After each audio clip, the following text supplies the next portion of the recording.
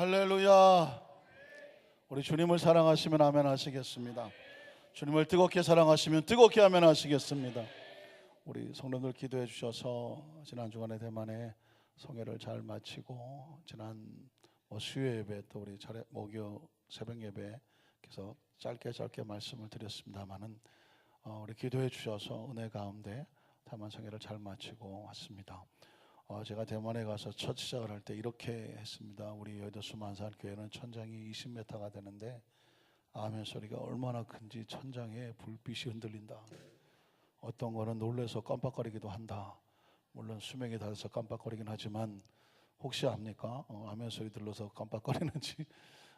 그랬더니 여러분의 아멘 소리는 어떤지 듣고 싶다. 그랬더니 대만 사람이 앉으려고 그냥 아멘 얼마나 크게 아멘을 하든지. 왜냐하면 대만은 대한민국을 사모합니다. 다른 걸 사모하는 것이 아니라 영적인 은혜를 사모해요. 지금 7월 달에도 2,500명이 동남아시아에서 자기들 비행기값, 자기들 뭐 다 회비 내서 오산에 기도원에 옵니다.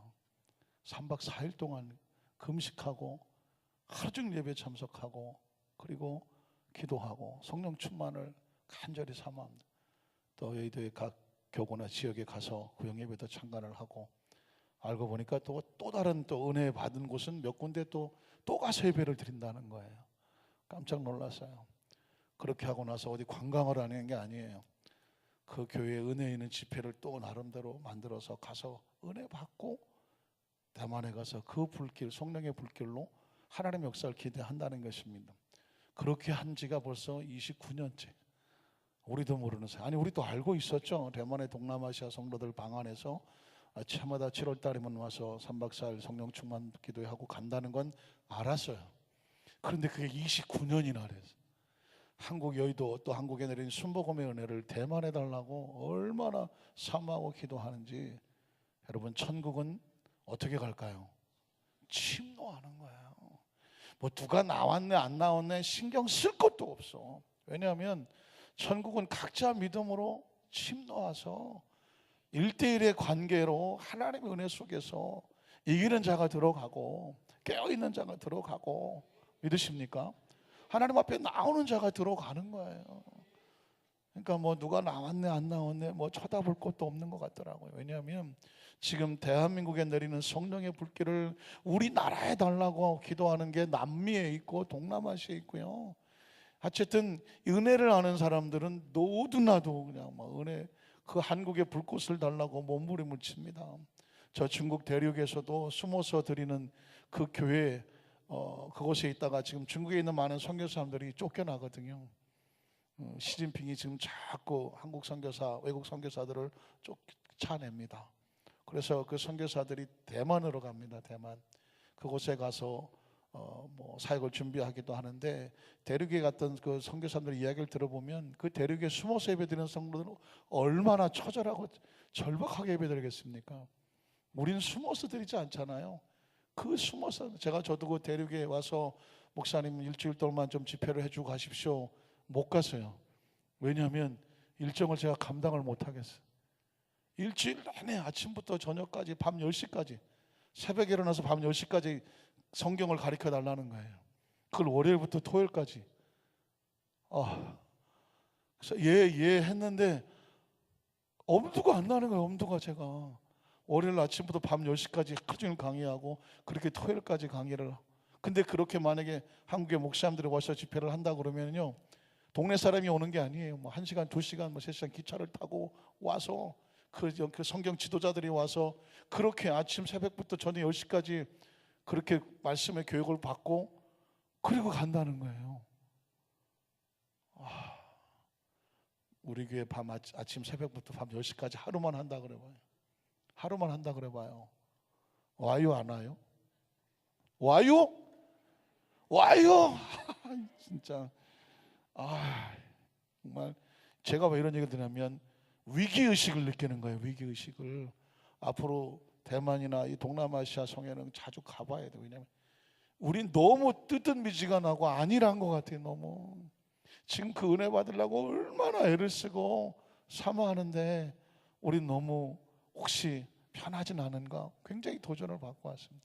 우리 여러분, 우리 성가대가 지금 2주간의 금식성에 하루에 5번씩 막 예배 드리고 금식하시고 또 금식하는 마음으로 성회를 참석하시고, 사실 이런 날 금요 철야 예배 때는 성가대 없어도 되잖아요. 아멘이 없어요. 네. 그러니까 우리 성도들은 아닌 거예요. 우리 권사님들이 서주시기를 원하시는 거예요. 그 아멘은 나오잖아. 네, 그런데 사실 얼마나 쉬고 싶으시겠어요. 그런데도 성가대 쓰시는 분도 계셨어요. 제가 보니까 눈물이 날 정도예요. 사실 인원이 좀 더 적은데 소리는 더 컸어요. 그러니까 좀 굶겨놓으니까 소리가 커지는 거예요. 왜냐하면 찬양은 은혜로 하는 거예요. 은혜로. 그래서 여기 나오신 권사님들도 계시고 우리 성가대 계신 권사님도 계시는데, 어쨌든 하나님의 나라는 무엇으로 가냐면 은혜로 가는 것입니다. 누구의 이름으로? 누구의 이름으로 구원받았습니까? 누구의 이름으로 천국을 갑니까? 누구의 이름으로 길이 됩니까? 진리가 됩니까?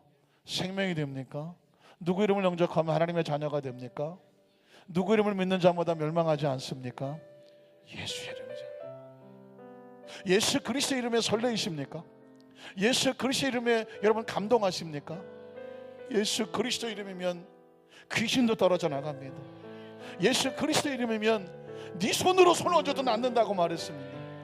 예수 그리스도의 이름이면 베드로같이 무너지고 쓰러졌던 나약한 사람도 난 아무것도 없다, 내 속에 있는 것으로 내게 주노니 예수 그리스도의 이름으로 일어나 걸을 치어다. 예수 이름의 권세가 있습니다. 오늘 이 밤에 우리의 모든 찬양과 예배의 이 모든 주체는 예수 그리스도를 통해서입니다. 오늘 주님의 이름 앞에 우리의 모든 존재가 새로워지는 것을 느끼면서 우리의 신앙의 고백은 어린아이 같았으면 좋겠어요. 첫사랑과 같았으면 좋겠어요. 주님, 처음 은혜 받았을 때 그 이름, 예수님의 이름이면 충분합니다. 한번 따라 하실까요? 예수님의 이름이면 충분합니다. 우리 함께 부르고 싶은 찬양은 바로 예수의 이름으로입니다. 다 같이 한번 일어나실까요? 예수의 이름으로 나는 일어서리라 그랬어요. 예수의 이름으로 나는 일어서리라. 주가 주신 능력으로 나는 일어서리라. 원수가 날 향해 와도 쓰러지지 않는 예수의 주가 주신 능력으로, 주가 주신 능력으로, 주가 주신 능력으로 일어서 예수의 이름으로, 예수의 나는 일어서리라. 나는 일어서리라. 주가 주신 능력으로 나는 일어서리라. 원수가 날 향해 와도 쓰러지지 않는 주가 주신 능력, 주가 주신 능력으로, 주가 주신 능력으로, 주가 주신 능력으로 예수의 이름이면 됩니다. 예수의 이름으로, 예수의 이름 나는 기도하리라. 나는 기도하리라. 주가 주신 능력 나는 기도하겠습니다. 나는 기도하. 문제가 날 향해 와도, 문제가 날 향해 와도 쓰러지지 않으리. 주가 주신 능력, 주가 주신 능력, 주가 주신 능력, 주가 주신 능력, 주가 주신 능력, 주가 주신 능력으로 기도. 예수의 이름이면 됩니다. 예수의 이름으로, 예수의 이름으로 나는 승리하리라. 나는 승리하리라.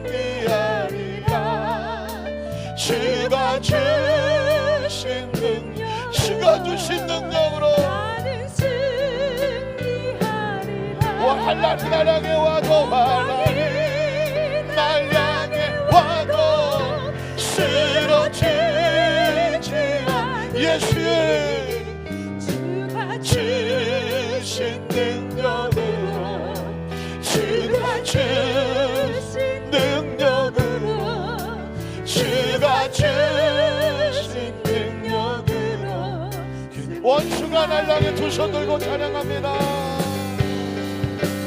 원수가 날 향해 와도 쓰러지지 않는 주가 주신 능력으로 주가 주신 능력으로 주가 주신 능력으로 일어서리. 잠시 묵상으로 기도합니다. 사랑하는 성도 여러분, 이 세상은 치열한 영적인 전쟁입니다. 쓰러지느냐 일어서느냐, 포기하느냐 다시 희망을 붙잡고 일어서느냐, 무너지느냐 뚫고 나가느냐, 주저앉느냐 승리하느냐. 오늘 주님께서는 우리에게 예수의 이름으로 승리하라고 예배 가운데 하나님 강력한 성령의 기름 부음과 은혜로 우리를 채우실 것입니다. 하나님 말씀 붙잡고 기도하고 찬양하는 가운데에 주님의 이름의 권세와 능력을 더 무장시켜 주셔서 우리에 맡겨진 그 모든 것들을 반드시 이뤄내는 승리의 용사들 되게 하여 주시옵소서. 오늘도 말씀만 하십시오. 예수의 이름으로 나갑니다. 우리 주의 이름은 세 번 부르고 통성으로 기도합니다. 주여 주여 주여. 예수의 이름이면 됩니다. 예수의 이름이면 됩니다. 믿음의 손대 베드로는 외쳤습니다. 금과 은은 내게 없거니와 내 속에 있는 내 것으로 내게 주노니 곧 나사렛 예수 이름으로 일어나거를지어다. 일어나거를지어다. 예수의 이름, 예수의 이름. 천하 인간에게 구원을 얻을 만한 이름을 주신 적이 없습니다. 우리 안산교회 성도들이 예수의 이름 앞에, 예수님의 이름 앞에 무릎을 꿇고 예수 이름으로 무장을 하고 예수의 이름으로 심령이 뜨거워지고 이 시간 예수의 이름으로 세상 것 염려 근심과 절망과 좌절과 원망과 불평과 마음속에 하나님 앞에 나가는 방해된 모든 것들은 예수의 이름으로 명령하노니 이 시간에 목숨받고 떠나갈지어다. 예수의 이름으로 떠나가라. 떠나갈지어다. 예수의 이름 하나님 안산교회 성도들을 성령으로 무장을 시켜주시옵소서. 예수의 이름으로 우리 마음을 뜨겁게 하여 주시옵소서. 예수의 이름으로 마음이 뜨거워지게 하시옵소서. 예수의 이름으로 심령이 성령의 물로 뜨겁게 하여 주시옵소서. 주여 주여 주여. 주님, 우리 안산교회 우리 성도들 모든 영적인 전쟁에 일어서고 승리하도록 예수 이름으로 승리하리라. 예수 이름으로 승리하리라. 오늘도 말씀하시는 역사하여 주셔서 영적인 무장이 되게 하시옵소서. 염려 근심 우살과 떨어져나게 도와주시옵소서. 생각도 말고 마음도 말고 하나님의 말씀과 생각으로 충만해지는 귀한 이 시간 온전히 우리 마음을 전적으로 드리는 이 영적 전쟁에 승리하는 우리 안산교회 성도를 되도록 주님 도우시옵소서. 예수님의 이름이면 됩니다. 예수의 이름으로. 예수의 이름으로 나는 일어서리라. 주가 주신 능력으로 나는 일어서리라. 원수가 날 향해 와도 쓰러지지 않으리. 주가 주신 능력으로 주가 주신 능력으로 주가 주신 능력으로 일어서리. 하나님 감사합니다. 우리를 사랑하셔서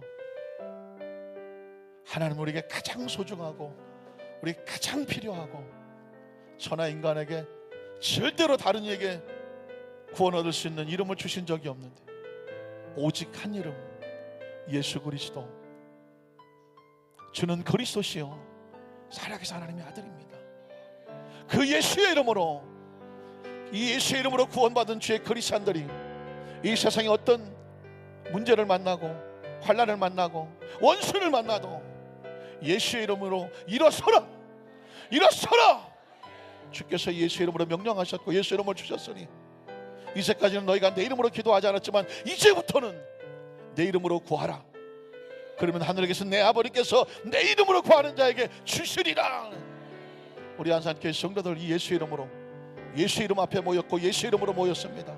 예수 이름으로 기도하고 예수 이름으로 찬양합니다. 예수 이름으로 부르짖고 간구합니다. 각자의 심령 가운데 세상적인 교묘하게 파고들어온 모든 어두움과 부정적인 세력과 절망과 좌절과 세상의 세속적인 것과 음란하고 타락한 것과 교묘하게 신앙의 습관적으로 무장됐던 이 모든 것들 다 끊어지게 도와주시옵시고 맑고 순수하게 오직 예수 이름으로, 예수 이름의 가치 앞에 세상의 모든 것들을 기꺼이 내려놓을 수 있는 예수 이름으로 무장되는 우리 안산교회 성도들 되게 하여 주시옵소서. 말씀하시옵소서. 역사하시옵소서. 예수님의 이름의 말씀에 우린 순종합니다. 말씀의 모든 것을 겁니다. 우리 안산교회 성도들 영안을 열어주시고 영의 귀를 열어주시고 이 보이지 않지만 보이는 하나님의 나라가 이 말씀 가운데 우리 가운데 임하게 하여 주시옵소서.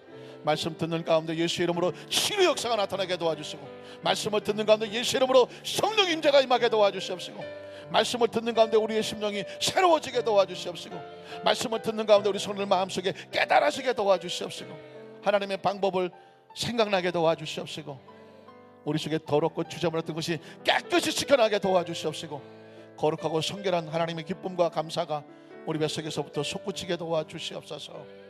정말 처절하고 절박한, 피곤하고 지치고 도저히 나올 수 없는 그 상황 속에서도 예수의 이름 앞에 나왔습니다. 큰 은혜와 은총으로, 더 큰 은혜 은총으로 오늘 역사하여 주시옵소서. 예수님의 이름으로 간절히 축복하고 기도드리옵나이다. 아멘. 자, 여기서 뭐 축복합니다. 예수님의 이름이면 충분합니다. 할렐루야, 할렐루야. 천장에 불 한번 흔들어 볼까요? 기억하십시오. 우리 안산교회 성도들은 제가 어제 권사님들 엊그저께 기도원 가실 때 어떻게 기도할까, 어떤 임팩을 줄까 하는 말씀의 지혜를 달라고 기도하다가 우리 권사님들에게 군계일학, 그래서 군계일학이 뭐예요? 닭들이 모여있는 곳에 한 마리 학이 있다는 거죠. 학은 닭 속에 섞여 있어도 존재감이 드러나죠. 그 많은 가운데서도 유난히 두드러지고 구별되는 존재가 군계일학이잖아요. 우리 권사님들에게 그 오산의 대성전에 뭐 여기저기 온 교회 성도들이 다 모였겠지만 안산교회 성도 우리 권사님들은 군계일학이거든요. 기도하는 모습도 다르고 앉아있는 모습도 다르고 눈빛도 다르고 달라야 되거든요. 기억하십니까? 어느 구역장님이 기도원 가서 은혜 받는 방법 맨 뒤에서 딱 보고, 이야, 열심히 은혜, 정말 은혜 있게 예배드리는 그 성도님 앞에도 안 보고 뒤통수만 보고 그 옆자리가 앉아있으면 그날은 은혜 받는 날이거든요. 근데 화장실 갔다 와갖고 시간 없어 대충 앉았더니 옆에 계신 분이 그냥 막 머리를 헤딩해도 땅바닥에 들이받으시는 분 옆에 앉아갖고 같이 받다가 끝났다는 거예요. 그게 여러분 그냥 평생 안 잊어버려요. 이렇게 지혜로운 분이 계신가? 그러니까 자기가 지금 준비가 안 됐지만 은혜 받는 성도 옆에 앉아있으면 같이 은혜 받더라. 근데 내리 졸고 계신 분 옆에 앉았더니 하루 종일 졸고 갖고 머리통만 아프더라. 아니 그런 그 연세도 지긋하신 구역장님이 저한테 나 목사님 내가 갔다 오늘 그랬지 뭡니까? 아니 그러고 어이구, 그래서 제가 네, 그런 법이 있었군요. 그래서 제가 우리 권사님들한테 가셔서 군계일학이 되라 그래요. 열심히 예배 드리는 것은 하나님도 보시고 누군가는 보고 있는 거예요. 혹시 여러분 우리 권사님들 옆에 와 계신 분 안 계시던가요? 아무도 없으세요? 이상한데 누가 자꾸 옆에 와서 옆자리에 앉아도 되냐고 물어봐야 되는데, 우리 성도들은 어디를 가더라도 여의도 순복음 안산교회 성도님이시죠? 제가 기다렸어요 하면서 옆에서 같이 은혜 받겠습니다. 그렇게 인정 아멘을 안 해갖고 우리 성도들은 어디를 갖다 놓더라도 저분은 신실한 하나님의 사람이구나, 그렇게 하나님 눈에도 보이고 크리스찬끼리도 그렇게 보여지는 우리 성도 되시기를 주님의 이름으로 축원합니다. 한번 따라 하실까요? 표적과 큰 능력을 보고 놀라니라. 무엇을 보고 놀라요? 표적과 큰 권능을 보고 놀라니라. 여름철이다 보니까 과일이 많죠. 제가 한번 말씀드렸지만 전 과일을 먹다가 씨가 나오면 너무 아까워요. 왜 그럴까요?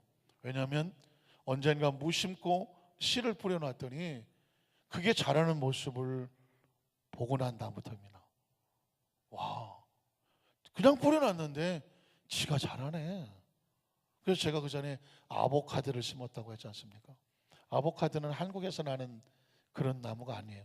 근데 최근에 보니까 저쪽 아래쪽에서 아보카도를 잘 경작을 해서 대박이 났다, 뭐 그런 뉴스를 봤어요. 그러니까 우리나라에서도 아마 이 날씨가 조금 달라지면서 아보카도가 저 남쪽에서 재배가 되는 것 같아요. 아니하면 제가 아파트에서 심었는데 우리 집에도 나던데. 아보카도 씨앗이 이만하잖아요. 먹을 게 없어요. 잘라놓으면 씨만 이만해. 그 씨를 버리기 얼마나 아깝습니까? 이걸 내가 잘라서 요리를 해볼까? 막 별 생각을 다 해봤어요. 너무 아까워갖고. 비싸긴 엄청 비싼데 알은 또 얼마나 큰지 이 씨가, 이게 거의 씨가 그냥. 그래서 그 씨를 갖다가 제가 화분에 한번 심어본 적이 있어요. 그리고 잊어버렸는데 올라오더라고. 올라와. 근데 보니까 이게 일자로 쫙 뻗어 올라오더군요. 근데 제가 그 겨울에 온도 조절을 한번 해갖고 얼어서 돌아가셨어. 그냥 가지. 그걸 잘 키웠으면 아보카도 나오는 건데. 그 제가 최근에 레몬을 또 먹다가 씨앗을 보고 요건 조그맣지만 또 심었지 않습니까? 그래갖고 레몬이 지금요 진짜 이뻐요. 요만한 게 지금 올라왔어. 5개가 올라왔어. 근데 벌써 자태가 달라. 이놈들이 나무라서 그런지 모르지만 벌써 올라오는데 요만큼 올라왔는데 그냥 반짝반짝하고, 난 레몬이요 막 완전히 그렇게 하는 것 같아요. 포스가 달라요. 그래서 제가 오늘 화분을 하나 사다가 너네들끼리만 자라라 5개를 딱 가져오놨어요. 또 이제 제가 끝나고 나가면 보나마나 그럴 거예요. 목사님 레몬 나무 놔줘요. 그런 분이 계실 거예요. 제가 어느 권사님이 저한테 그렇게 얘기하셔갖고 제가 지금 정성을 쏟고 있어요. 이거 레몬을 낳게 해갖고, 레몬도 낳았나? 어쨌든 나무를 열게 해갖고 그걸 달라신 분에게 드려야 되는데, 제가 미니 홍당무를 그래서 또 심었습니다. 미니 홍당무를 1,000원 주고 사서 조그만 아이스박스 같은데 흙이 있어서 거기다가 털었더니 이게 웬일이에요. 막 수백 개 같은 게 깔리더라고. 이 미니 홍당무 알이 1,000원에 뭐 이렇게 비싸? 싸. 그래서 그냥 냅뒀어요. 근데 며칠 지나고 봤더니 아이스박스 이만한 곳에 지금 꽉 차서 올라와. 꽉 차서. 미니 홍당무가. 큰일 났습니다. 저 홍당무 다 어떡하지 저거. 열심히 어쨌든 잘 키워서 또 나눠드리도록. 제가 왜 이런 얘기를 하냐면 생명이라는 건요 그냥 있지를 못합니다. 생명은 뻗어 올라오고 흩어가고. 혹시 가끔 가다가 아스팔트에 갈라진 틈에서 올라오는 나무, 꽃 같은 거 보십니까? 기가 막힙니다. 씨앗이 어떻게 날아가다가 아스팔트 갈라진 틈에 흙이 얼마나 된다고 거기 씨앗이 떨어지잖아요. 삐실고 올라옵니다. 보면 경이로울 지역에 가다가 막 사진이라도 찍고 싶을 정도. 야, 얘가 여기 떨어져서 그 얼마 안 되는, 누가 물 주는 것도 아닌데 차들이 왔다 갔다 하는 그 속에서 삐져나와서 살아. 이유는 딱 하나. 그게 뭐예요? 생명이에요. 살아있는 생명은요 죽은 건 꼼짝을 안 해. 살아있는 생명은요 쑥 뻗치고 올라가든가 아니면 뭐 밑바닥으로 쑤시고 막 그냥 뿌리를 뻗든가, 살아있는 것들은요 움직이고 뻗어나가는 것입니다. 놀랍게도 예수님께서 승천하시면서 제자들에게 성령이 너에게 임하면 어떤 일이 벌어지는 줄 아느냐? 너희 속에 있는 복음이, 지금 두렵고 떨려서 복음은 들어와 있는데 어떻게 할 줄 모르는 그 복음이 3년 동안 예수님부터 훈련받고 교육받았던 그 복음이 힘이 없어서 움직이지 못하고 예수님 앞에 도망쳤던 그 복음은 가지고는 있지만 꿈쩍거리지 못했던 그 복음이 움직여지도록 하늘에서 생명을 부어주셨어. 그 생명이 뭘까요? 성령이죠. 성령을 우리에게 왜 주십니까? 예수 믿고 하나님의 자녀된 이 복음이 들어와 있는 이 심령 속에 성령을 생명으로 부어주셔서, 생명은 들어오면 어떻게 한다고요? 뻗어나가는 거예요. 생명인데 움직이지 않는다? 그건 생명이 아닌 것 같아. 어떠십니까? 조그만 그 미니 홍당무 씨앗 눈에 배지도 않는 거 뿌려놨더니 지금 미친 듯이 올라와요. 막 절 보고 봐요나 막 올라와. 지금 정신 못 차려요. 제가 그래 미국에 있을 때 그 수박씨 잘못 심었다가 난 수박 무서워서 다 죽인 적이 있다니까요. 수박씨를 뿌려놨더니 조금만 되다가 이게 막 하루가 다르게 미친 듯이 올라오는 거예요. 열리라는 수박은 안 열리고 수박 잎사귀 같고 호박 잎사귀 같아. 이게 뻗어 나가는데 주체가 안 되는 거예요. 막 남의 집 담당을 미국은 남의 집에서 넘어오는 거 아주 질색이거든요. 남의 절대로 이게 프라이버시 안 건드리라고. 제가 그래서 잘랐다는 거예요. 자고 나면 이만해. 지금 저희 집에도 제가 수박 먹다가 심었겠어요? 안 심었겠어요? 심었지. 또 아까워서 또 그 흙에다 던져놔. 이 수박은요, 한번 여러분 해보세요. 흙에다 던져놓죠. 며칠 지나면 막 대급박이 이만한 게 막 올라와. 막 지금도 이런 게 올라와서 지금 다른 거보다도 더 크게 올라와요. 그래서 제가 이 수박이 겁이 나갖고 또 이제 저쪽에 따로 심었다니까. 엄청나요. 수박은요, 이 성장 속도가 달라요. 농부 강의하는 것 같은 느낌이 드네요. 목적은 하나예요. 나는 생명이기 때문에 그걸 보는 거예요. 너희 속에 생명이 들어가면, 성령은 생명이야. 하늘의 생명이야. 그 복음은 씨앗이야. 씨앗을 가지고 웅크리고 있으면 안 자라는데, 성령의 충만함이 들어오면 이 복음의 씨앗이 성령의 충만함을 가지고 움직이기 시작해요. 뻗어나가기 시작해. 그래서 어떻게 예루살렘에서 이 성령이 임했잖아요. 예루살렘을 떠나지 말고 그러냐. 그 성령을 받고 나니까 복음의 씨앗에 물이 부어진 거잖아요. 그러니 생명이 어떻게 해야 돼? 뻗어나가야죠. 예루살렘에서 유대로, 그 예루살렘 성에서 유대 지역으로 뻗어나가. 거기서 끝날까요? 사마리아까지. 그리고 어떻게? 땅끝까지. 그러니까 성령의 충만함을 받았다는 표식은 뭐냐? 예수 믿고 구원은 받았어. 복음의 씨앗은 들어와 있어. 그 씨앗을 가지고 웅크리시면 나 혼자, 한 알의 밀알이 썩지 아니하면 한 알 그대로 있고, 이 밀알이 썩으면 많은 열매를 맺는다는 거예요. 저와 여러분 예수 믿고 너 혼자 예수 믿고 너 혼자 천국 알아가 아니라는 거죠. 네 속에는 하나님의 나라의 씨앗이 있어. 복음의 씨앗이 있죠. 성령이 들어와서 능력을 받고 생명이 되면 이제 너를 통해서 가정에서, 사업에서, 직장으로 뻗어나가야 되는 거예요. 이게 은혜가 들어오고 성령이 들어왔으면 표적이 나타나는데, 내가 은혜가 살아있다면 어떻게 해라? 뻗어나가라. 한번 따라했어요. 살아있는 신앙은 절대로 가만히 있지 못합니다. 뭐 할까요? 자라나고 뻗어나고 움직이고 꿈틀거립니다.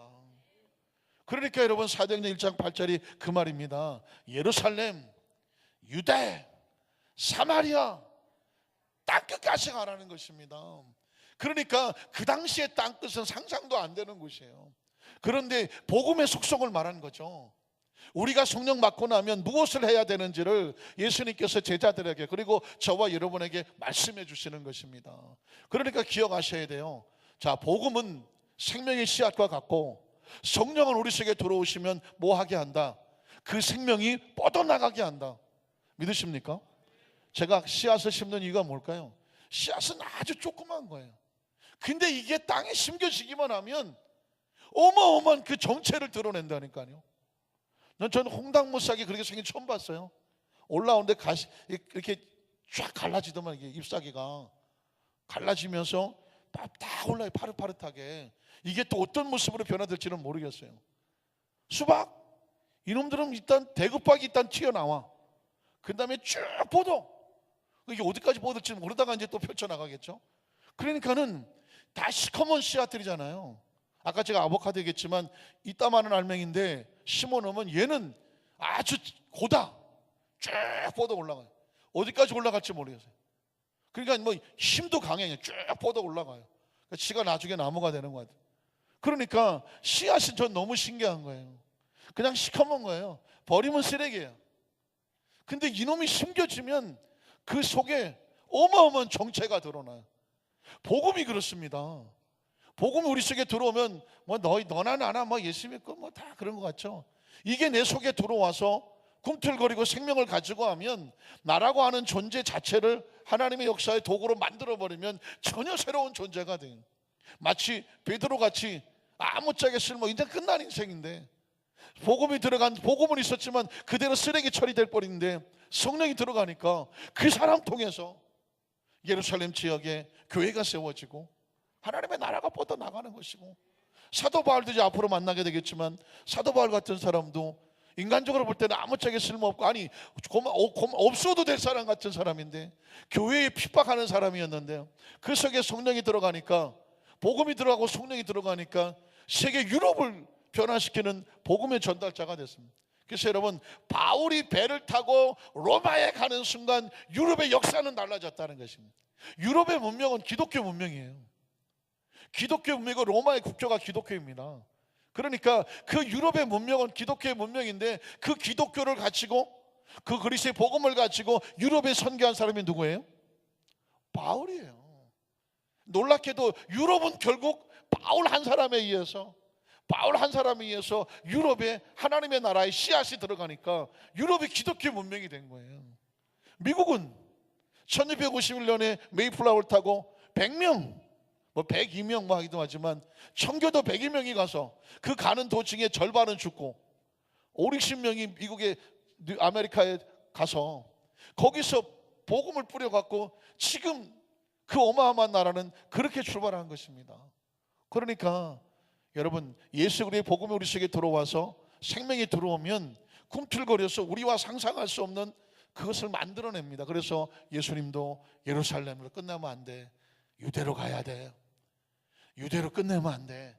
어디까지 가야 돼? 사마리아. 너희들이 이방인이라고 치고 개라고 취급하고 상종도 안 하고 그 지에 가려면 돌아가던 거기까지도 복음은 가야 돼. 거기서 끝나는 게 아니야. 어디까지 가야 돼? 땅 끝까지 가야 돼. 그러면 누가 와요? 예수님 다시 와. 복음은. 자, 첫 번째로, 그러면 예루살렘에 있는 이 복음이 어떻게 유대와 사마리아로 가느냐? 놀랍게도 성경은 이스라엘 백성들이 스스로 가지 않았습니다. 하나님은 그들을 강제로 흩으셨습니다. 여러분, 첫째로 사마리아 성으로 복음이 움직이고 전파되는 모습을 한번 보겠습니다. 사도행전 8장 1절을 보면 사울은 그가 죽임당함을 마땅히 여기더라. 그날에 예루살렘에 있는 교회에 큰 박해가 있었다라고 말하고 있습니다. 예루살렘 교회는 얼마 전에 사도들이 성령 받은 곳 아닙니까? 그리고 베드로가 전도하고 했을 때 3,000명, 5,000명이 회개했던 것이 아닙니까? 모일 때마다 성령이 진동을 하고 표적의 역사가 나타나는 것이 아니었습니까? 수많은 날마다 구원 받는 숫자가 더하던 곳이 바로 예루살렘이었습니다. 다시 말해서 예루살렘은 이제 이 복음이 꽉 찼어요. 어디로 가야 돼요? 유대와 사마리아로 가야 돼요. 그런데 예루살렘이 꿈쩍하지 않아요. 내가 은혜를 받았는데 나는 은혜 충만해. 내가 전도를 안 해. 아니, 그냥 나만 구원받으면 끝이야. 움직이질 않아. 대한민국도 마찬가지죠. 우리끼리는 은혜가 충만해. 그런데 다른 나라에 유대, 사마리아 갈 여력이 없어. 관심도 없어. 어떻게 할까요? 그때 다가오는 게 박해라는 것입니다. 왜 교회가 박해를 당할까? 왜 크리스천에게 고난이 다가올까? 이건 예루살렘이 뭘 잘못한 게 아니에요. 어떤 크리스천이 잘못한 게 아니에요. 아주 중요한 일을 해야 하기 때문이에요. 그게 뭘까요? 하나님의 나라가 네 속에 들어왔으면 네가 살아 숨쉬는 동안 너는 뭐하는 자가 되라? 이 하나님의 나라를 뭐하는 자가 되라? 전하는 자가 돼야죠. 우리 속에 들어오면 내가 예루살렘이에요. 그러면 내 주위가 유대야, 유대. 그리고 조금 떨어진 게 사마리아예요. 그리고 내가 살아 숨쉬는 동안 내가 가는 발바닥 밟는 곳마다 나를 통해서 복음에 뭐가 나타나야 돼요? 증인의 역사가 나타나야 돼요. 그러니까 저와 여러분이 예수 믿고 나면 궁극적인 목적은 뭐냐면 사명자예요. 사명자. 여러분요, 사명자예요. 예전에 뭐 배신자요, 뭐 배신자요, 뭐 그런 노래가 있었다는 것 같은데, 전 가사를 바꾸고 싶어요. 사명자요, 사명자. 왜 사명자는? 아마 크리스천들에게 사명자라 그러면 목사님, 주의 종들이나 사명자고 뭐 신학생들이나 사명자지, 우리 같은 평신도가 무슨 평신도고 주의 종이 어디 있어요? 그 사명 앞에서는 다 똑같은 거예요. 믿으십니까? 그러니까 크리스천이고 나 교회 다녀요 하는 사람하고 나는 사명자다 하는 사람하고 그리스도의 사명을 어떤 일이 주어졌을 때에 마음가짐이 어떻겠습니까? 사명자는 기꺼이 또 다른 일이 없습니까? 나는 일하러 온 사람입니다. 그러나 난 교회 다녀요 그러는데요, 난 아무것도 안 해요. 나한테 이런 걸 맡겨요. 힘들어요. 나 목사님 부담스러워요. 나 바빠요. 나 할 일 많아요. 어떻습니까? 하나님 백성들 모두 사명자로 세웠어요. 예수를 믿고 구원받고 하나님의 자녀가 되면 이 성령은 들어오셔 우리에게 뭐 하게 하느냐? 성령 충만받고 은혜 받고 은사 나타나고 나 혼자 신앙 잘 지키고, 이건 예루살렘이라니까. 예루살렘이 안 움직이면 박해가 다가와요. 그 박해는 우리를 고통스럽게 하고 뭐 나쁘게 하려고 하는 박해가 아니에요. 우리로 하여금 움직이게 하는 거예요. 우리가 사람을 안 만나면 사람이 찾아와. 우리가 복음을 전하지 아니하면 그 어떤 상황을 통해서 우리가 가서 사람을 만나거나 상황을 만나거나 가게 만들어. 다시 말해서 그렇게 해서라도 복음은 뭐 해야 된다? 뻗어나가야 되는 거죠. 여러분, 생명을 보십시오. 생명은요, 이 씨앗은 굉장히 두꺼운 딱딱한 껍질에 있습니다. 그러나 그 안에 연약한 이 씨앗 같은 것들이 그 속에 갇혀져 있으면 그 속에 생명이 자라겠습니까? 안 자라겠습니까? 안 자랍니다. 신기한 게 수박 씨도요 굉장히 딱딱합니다. 그거 씹어 먹으려면 힘들잖아요. 아보카도 엄청 딱딱하죠. 포도 씨앗 어떻습니까? 딱딱합니까? 안 딱딱합니까? 딱딱해요. 근데 그걸 심어 놓으면 그 딱딱한 걸 뚫고 뭐가 나와요? 그 속에서 싹이 올라와. 아주 조그만 연약한 새싹이 올라와. 생명은 그런 거예요. 복음을 전하려면 별의별 것들이 가로막아요. 그러나 뭐 해야 돼? 그걸 뚫고 나가야 돼. 그래야 생명이 뻗어나가는 거예요. 그러니까 여러분의 예루살렘에서 유대를 생각하셔야 돼. 주님, 내가 예수 믿고 나면 그 다음은 뭡니까? 그 다음은 너 유대로 나가. 유대로 나가. 그 다음은요 사마리아로 가야지. 그 다음은요 땅끝으로 가야지. 그래서 여러분, 땅끝으로까지 가는 선교사가 있고, 우리가 땅끝으로 전 사람이 선교를 직접 하지 못할 때는 뭐 하는 선교사가 있어요? 보내는 선교사, 중보 기도하는 선교사, 또 뭐 후원하는 선교사. 어찌됐든 사명자고 선교사가 되는 겁니다. 믿으십니까? 그러니까 이 사도행전 8장은 놀랍게도 사도행전 2장은 성령 받고, 3장 4장에 초대교회가 생겨서 능력이 나타나고, 5장에 이 성령께서 이제 교회 질서를 세우고, 6장에 가서 보니까 7장에 가니까 이제 뭐 7명의 일꾼들이 생겨나고, 그래서 예루살렘 교회가 막 크게 부흥되고, 그런데 8장에 오니까 예루살렘 교회가 빵 하고 터집니다. 핍박이 다가오고 스데반이 순교합니다. 겉으로 보면 굉장한 뭐로 보입니까? 아픔으로 보이고 상처로 보이고 축복이 아닌 것처럼 보이고 그렇게 보이지만, 예루살렘 교회는 이 핍박이 뭐다? 축복이에요. 여러분, 크리스찬은 축복을 뭘로 보느냐면 당장 눈앞에 보여지는 그걸로 한 것이 아니라 하나님의 역사 배후의 의도가 뭔지를 발견해야 돼. 하나님은 예루살렘 교회에 박해가 다가왔지만 그 성도들이 흩어져 가면서 뭘 하기 시작합니까? 복음이 유대와 어디로? 사마리아로 가. 이게 축복입니까? 저주입니까? 축복이죠. 내가 갑자기 사고가 났거나 아파서 병원에 갔어. 근데 그 병원에 갔어. 왜 나한테 일이 벌어지면? 근데 가보니까 그 병실에 나를 통해서 복음을 들어야 될 사람들이 기다리고 있어. 어떻습니까? 그러면 그게 축복입니까? 저주입니까? 그 속에서 몇 사람의 영혼을 건져내면 우리의 최종적인 이 세상을 끝나고 갈 때 뭘 가져가실까요? 혹시 뭐 이 세상을 떠날 때 뭐 많이 준비하셨는가요? 가져갑니까? 못 가져갑니까? 우리가 눈치가 백단이라서 알잖아요. 갈 때 가져가는 것이 있다 없다? 아무것도 없어. 뭘 가져갈까요? 너희의 보물을 하늘에 쌓아두라 그래. 그 보물이 뭘까요? 결국은 하나님께서 우리에게 원하시는 것은 하나님의 나라가 확장되어지는 것에 우리의 마음과 눈물과 기도와 정성과 시간과 어떤 우리 에너지와 물질이라면 그것들 가치와 목적이 거기 하나님 나라에 헌신하는 것만 남는 거예요. 어떨까요? 그리고 이 세상의 건 나를 위해서 쓰던 거는 다 놓고 갈 거 아닙니까?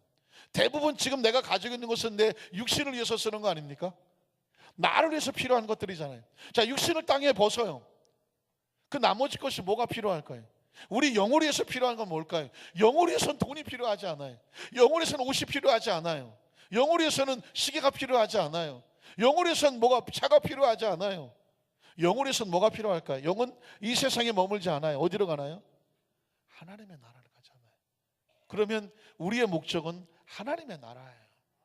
우리가 이 땅에서 최선을 다해서 가치와 목적을 가진 다음에 우리는 뭘 해야 되냐면 하나님의 나라의 우리 궁극적인 목적이 돼야 됩니다. 믿으십니까? 자, 보십시오. 예루살렘이 교회에 핍박이 다가왔습니다. 어떻게 될까요? 당연히 성도들은 흩어졌겠죠. 자, 4절에 보면 흩어집니다. 그 흩어진 사람들이 뭐 할까요? 두루 다니며 무엇을 전합니까? 복음의 말씀을 전했습니다.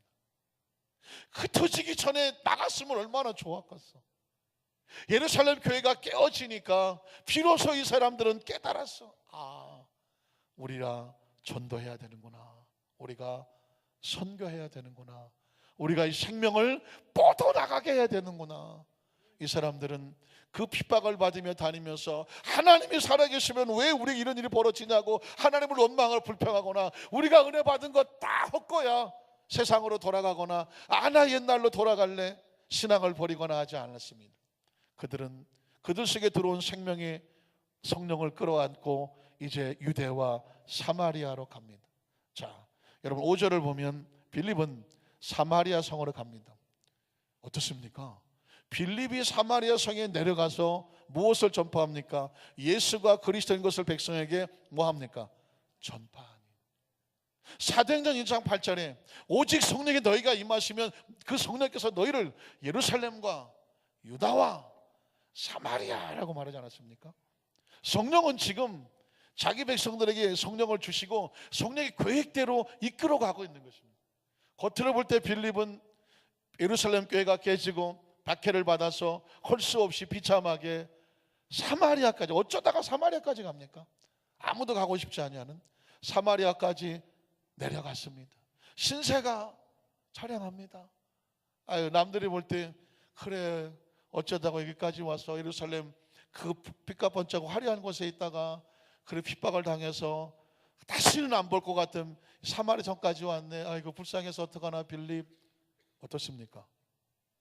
빌립은 뭘 하고 있습니까? 그 사마리아에 가서 그리스도를 백성에게 전파하고 있습니다. 묻습니다. 빌립이 사마리아 성에 갔습니까? 하나님의 복음이 사마리아를 찾아갔습니까? 이게 빌립의 계획입니까? 하나님의 계획입니까? 하나님의 계획이에요. 빌립이 작정해서 지금 내가 사마리아를 가야지 해서 준비하고 사마리아를 간 게 아니에요. 밀려서 쫓겨서 피해서 유대를 뚫고 사마리아까지 가보니 그곳에 가는 도중에 그는 하나님의 사람이라 그 성령의 감동하심에 따라서 그리스도의 복음을 전파했을 뿐이에요. 그런데 그것은 영적으로 보면 빌립이 간 게 아니라 하나님의 복음이 간 것이고, 뒤집어 반대로 말하면 드디어 어디에도 사마리아에도 뭐가 왔어요? 복음, 예수의 생명이 왔어요. 그러니까 사마리아에게는 놀라운 축복. 가만히 있으면 유대인들 절대로 사마리아 안 갑니다. 그 더러운 놈의 새끼들 안 가는 거예요. 더러워 생각해요. 개 같은 놈들 안 가는 거예요. 유대인들의 머릿속에는 사마리아 상종은 안 하는 거예요. 예수님이 거기 지나가니까 예수님한테 제자들도 왜 이러십니까? 여기 안 가는 곳입니다. 그런데 하나님은 어디를 구원하기를 원하셨습니까? 사마리아도 구원하기 원하셨습니다. 혹시 여러분 가운데 내가 하나님 다른 사람은 다 전도해도 그 놈은 내가 전도 안 합니다. 내가 그 인간은 내가 절대 천국에서 만나고 싶지 않습니다. 내가 지금. 혹시 그런 분 계십니까? 그분이 사마리아. 그분이 사마리아. 어떤 분이 그냥 시어머니가 뭐 아주 옛날 얘기죠. 뭐 시어머니가 그냥 하도 며느리를 괴롭혔는데, 근데 시어머니께서 또 훌륭하신 권사님이시네요. 그러니까 며느리가 절대로 교회를 안 나옵니다. 왜 교회 안 나올까요? 시어머니가 천국 가는데 같이 또 천국까지 가야 되니까 힘들어서 나가. 그러니까 시어머님이 저렇게 열심히 하시는 거 보니까 분명히 천국 가실 것 같은데, 내가 보니까 천국 가서 감당이 안 될 거야. 차라리 멀리 지옥에서 따로 사는 게 내가 속이 편할 것 같아요. 물론 좋고 같지만 이 얼마나 가슴 아픕니까? 또 인간적으로 반대로 생각하면 우리가 또 당하는 입장에서 정말 저 사람은 내가 힘들겠다. 혹시 그런 분이 계실 수도 있습니다. 그러나 하나님 말씀합니다. 그 사람이 사마리아다. 내가 안 찾아가면 하나님이 나를 때려서 찾아가게. 왜? 예루살렘을 때려서 빌립을 데려다가 사마리아를 보내서, 뒤집어 말하면 예루살렘이 얻어맞고 네가 직접 안 가면 내가 쫓아보낸다는. 빌립은 그 사마리아 성에 가서 복음을 전했던 것입니다. 어떠십니까? 그리고 그 사마리아 성에 갔더니 어떤 일이 벌어집니까? 빌립은 내키지 않았을지 몰라요. 그러나 복음을 들고 가면 어떤 일이 벌어질까요? 6절로 7절입니다. 우리가 빌립의 말도 듣고 행하는 표적도 보고 한 마음으로 그가 하는 말을 뭐하더라? 따르더라. 사실 우리는 사마리아 성, 그 사람 내가 찾아가서 보내면 저 사람 나를 받아줄까? 나를 인정해 줄까? 저 사람 나 싫어할 것 같아. 문도 안 열어줄 것 같아. 그리고 내가 가서 얘기하면 비웃을 것 같아. 그런 마음으로 가요. 그런데 막상 가봤더니 그 사마리아 사람들은 빌립의 말을 듣고 기다리고 있었어. 그 말을, 빌립이 무슨 말을 뭐 그렇게 화려하게 잘하는 것도 아니에요. 근데 그의 말씀 전을 통하고 또 표적도 나타나니까 한 마음으로 그가 하는 말을 따르더라고 말씀하고 있습니다. 사랑하는 성도 여러분, 복음은요 내 계획과 능력으로 하는 게 아닙니다.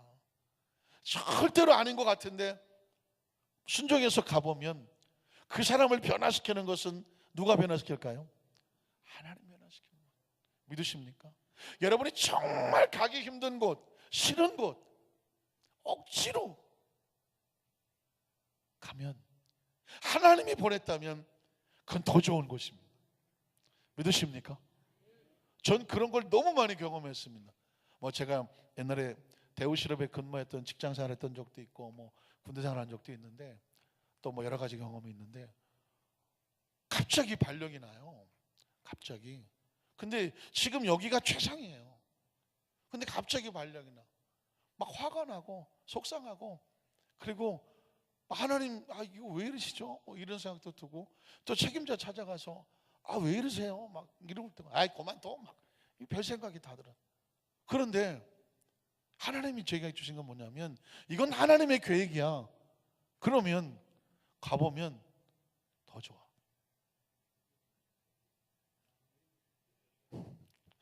제가 왜 이 얘기를 좀 구체적으로는 제가 말씀을 안 드려요. 그런데 하나님의 계획이라면 지금 내가 생각할 때는 이 회사보다는 저 회사가 좋은 것 같고, 지금 이 상황보다는 저게 좋은 것 같고, 내 계획 속에는, 내 계획을 볼 때는 이게 더 좋은 것 같은데 왜 하나님은 이렇게 나한테 나타나시지?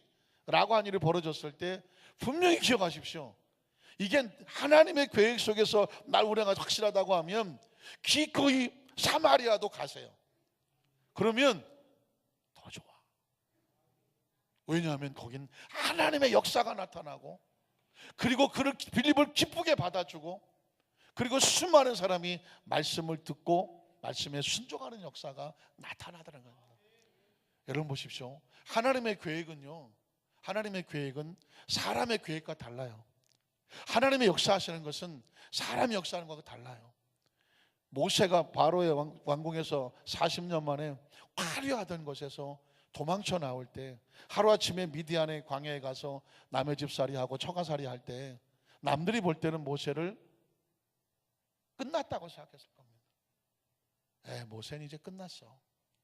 한때 잘 나갔지. 그 사람이 이제 끝났어. 어떻게 생각하십니까? 모세가 바로의 왕궁에서 80까지 살다가 잘 먹고 잘 살다 돌아가시는 게 성공 축복입니까? 비록 나이 40에 미디안 광야에서 남의 집살이하고 처가살이 하지만 그 광야에서 외롭고 쓸쓸한 40년을 하나님 앞에 연단을 받고 다시 그 40년을 이스라엘 백성을 건져내는 하나님의 축복의 통로로 쓰임받는, 그게 축복입니까? 물어보면 잔소리죠. 제가 왜 얘기를 드리냐면, 지금 저와 여러분이 있는 처지 여건과 환경을 사람의 방법과 계산으로 절대로 결론 내리지 말아요. 한번 따라 하실까요? 하나님의 계획은, 하나님의 결론은 아직 끝나지 않았다. 아직 끝나지 않았어요. 지금 진행 중이에요. 누가 광야에서 연단받고 있는 모세를 향하여 저 모세 끝났다고 말할 수 있습니까? 하나님의 계획은 놀랍게 지금 열렬하게 진행 중입니다. 과정이에요. 그 40년을 지나고 나서 드디어 모세는 지팡이를 들고 이스라엘 백성을 건져내고 바로와 맞짱을 뜨고, 그리고 마침내 가나안을 인도하는 전무후무한 이스라엘 영적 지도자가 됩니다. 늘 하는 이야기지만 요셉이 그 어린 나이에 형들에게 왕따를 당하고 애굽으로 끌려갈 때 모든 사람은 요셉은 끝났다고 말했습니다. 아유, 아버지한테 그렇게 사랑받더니 넌 이제 끝났어. 누가 요셉을 향해서 중간에 끝났다고 말합니까? 불과 13년 후에 요셉은 애굽의 세컨 플레이스 총리가 됩니다. 누가 알았습니까? 아무도 모릅니다. 하나님의 계획은요, 겉으로 볼 때는 이게 지금 축복인지 저주인지, 이게 연단인지 훈련인지 아무도 모릅니다. 한 가지만 기억하십시오. 하나님의 계획 속에는 모든 보이는 것 상관없이 축복입니다. 믿으십니까? 오늘 제가 말씀을 정리하겠습니다. 왜냐하면 이 말씀의 포인트에서 더 나가고 싶지가 않아요. 왜냐하면 겉으로 보는 예루살렘 교회는 깨지고 무너지고 핍박받고 흩어지는 것 같았지만, 하나님은 놀랍게도 정확하게 그들을 사용하셔서 복음이 유대와 사마리아까지 뻗어나가고, 그들이 뻗어나가므로 사마리아는 생명이 살았어. 귀신이 떨어져 나가고 질병이 떨어져 나가고 구원의 역사가 나타나서, 아시는 것처럼 사마리아 성에 큰 기쁨이 있다고 말했습니다. 그리고 심지어 그 지역의 마술사로서 현혹하고 있던 마술사들이 그리스도의 복음의 역사가 나타나니까 그들이 가짜 능력을 다 포기하고 하나님의 능력을 보고 놀라는 역사가 나타나는 것입니다. 저는 시간에 사랑하는 우리 안산교회 성도들 삶의 현장 가운데 하나님의 안에 들어왔는 이상 우리 인생이 롤러코스터처럼 올라가기도 하고 내려가기도 하고, 한때 사람들의 박수를 받기도 하고, 때로는 마치 따돌림 당하 외롭고 쓸쓸하기도 하고, 때로는 모세처럼 외로운 광야에서 환경과 여건이 여의치 않아 보이기도 하고, 세상적인 기준으로 볼 때는 저 사람 실패했나? 저 사람 끝났나? 아유, 안 됐네. 사람들이 손가락질하고 혹시 동정질 할지도 모르겠지만, 하나님의 사람들은 절대로 요동하지 말아요. 하나님 안에 있는 사람은 지금도 그 목적을 향해 나가는 과정일 뿐이지, 그게 좀 높다고 교만할 리 없고 그게 좀 낮다고 해서 절대로 좌장하지 마라. 마침내 포장이 뜯기고 박스가 풀어지는 날, 이렇게 하시려고 하셨구나. 그래서 아하, 한번 따라 하실까요? 아하, 아하. 별로 놀라지도 않고 그냥 아하, 하나님이 이렇게 하시려고 그랬구나. 아, 우리 장로님을, 우리 권사님, 우리 안수집사님을, 우리 지역자님, 우리 교역자님, 우리 성도님들, 우리 교회학교 친구들을 이렇게 하시려고 하셨구나. 여러분, 그걸 기대하고 살아가는 것이 크리스찬이에요. 우리 안산교회 성도들에게 그 은혜와 은총으로 그런 간증이 충만하기를 주 여러분으로 축원합니다. 기도하겠습니다. 하나님 아버지 감사합니다.